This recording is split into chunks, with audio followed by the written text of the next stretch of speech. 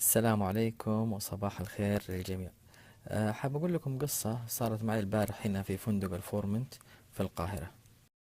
القصة إنه لما كنت في المصعد حق الفندق لقيت محفظة نسائية فيها مبلغ من المال وبطاقات، والمبلغ يوصل تقريبا 13 ألف دولار. طبعا عملت اللي ممكن يعمله أي واحد. أخذت المحفظة ورحت عند مدير الأمن حق الفندق وقلت له هذه لقيتها في المصعد. طبعا شكرني شكر مرة حار ولزم علي أشرب القهوة، وزي لي مستغرب إنه أنا أرجع محفظة فيها هذا المبلغ الكبير. طبعا تخيلوا المكافأة كافئوني في إيش؟ في الليل رجعت غرفتي لقيتهم حاطين لي هدية عند التلفزيون.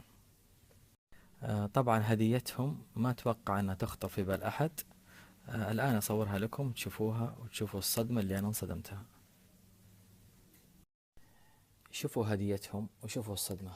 قزازة ويسكي شيفاز، على أساس أن الشعب السعودي يجي القاهرة يسكر. الله يسامحهم بس.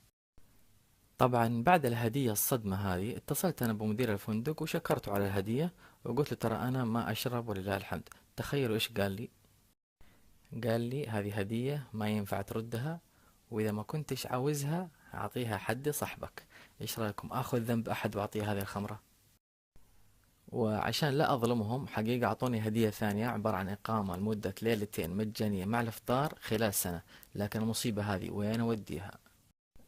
فيكم أحد عنده اقتراح فين ودي هذه المصيبة؟ طبعا صعب أعطيها أي أحد آخذ ذنبه. إيش رأيكم أحطها هنا في مكانها الأساسي، وما ينفع أعطيها أي أحد عشان لا أخذ ذنبه؟ مين يأيدني؟ بعض المتابعين يقولون حطها هنا.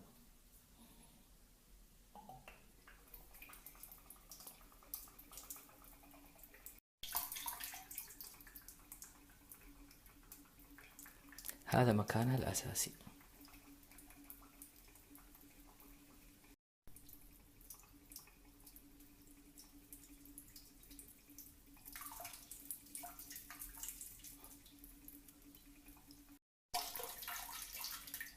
بصراحة الريحة تصرع.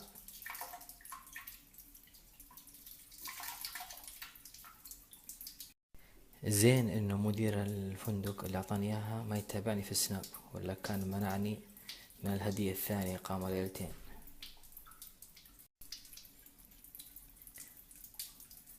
تقريبا خلصنا. باقي الخطوة الأخيرة نضغط هذا الشيء.